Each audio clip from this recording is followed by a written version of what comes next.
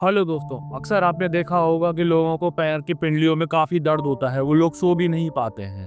तो आज हम जानेंगे पिंडलियों में दर्द, सूजन और सुन्नपन का क्या कारण है, इसको कैसे पहचाना जा सकता है और इसको घर पर कैसे ठीक किया जा सकता है और इसको ठीक करने के लिए डॉक्टर क्या ट्रीटमेंट देता है। तो दोस्तों, पिंडलियों का दर्द होना तथा सुन्नपन रहना, ये दोनों ही स्थितियों में एक अलग अलग हो सकता है।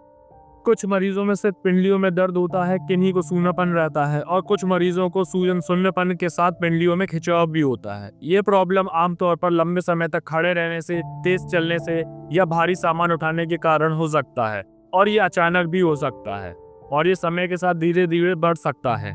जब ये स्थिति मरीजों को होती है तो अचानक से पिंडलियों में तेज दर्द होता है और चुभन का एहसास होता है, साथ ही पिंडलियों में सूजन भी आ जाती है और पिंडलियों की जो मसल्स है वो टाइट हो जाती है, यानी कड़क हो जाती है। पेशेंट्स को चलने में भी दिक्कत होती है और पिंडलियों में जलन का एहसास ज्यादा होने लगता है।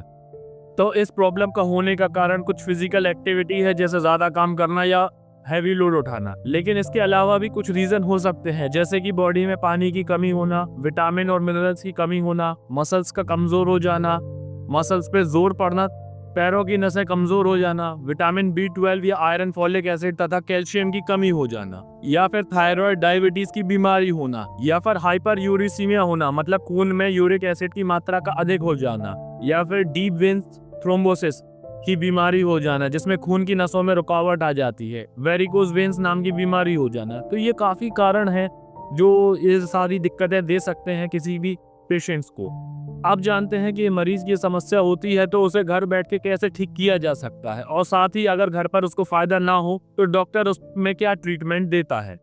इस समस्या को घर पर ठीक करने के लिए कुछ तरीके अपनाने बेहतर होंगे, जैसे सोते समय पैरों को थोड़ा सा ऊंचा करके सोए।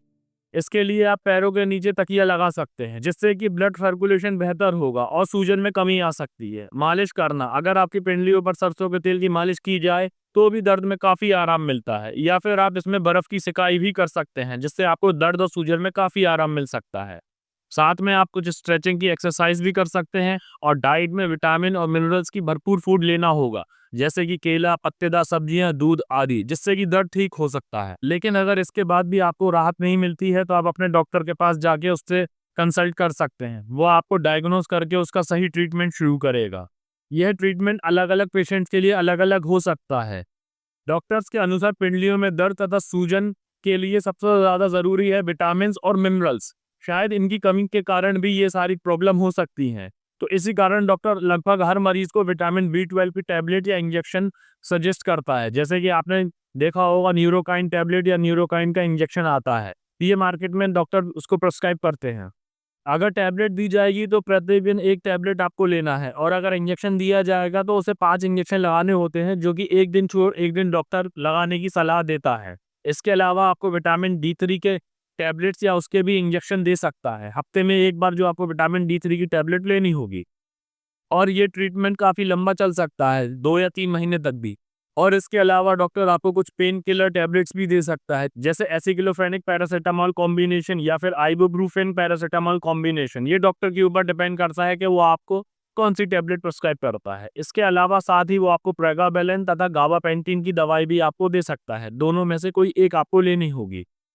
तो दोस्तों, ये था एक पिल्लियों के दर्द पे छोटा सा एक वीडियो, जिसमें उसका ट्रीटमेंट और कुछ घरेलू उपाय भी हमने आज समझे। तो अगर ये वीडियो आपको अच्छी लगी हो तो लाइक, शेयर एंड सब्सक्राइब जरूर करें। Thank you.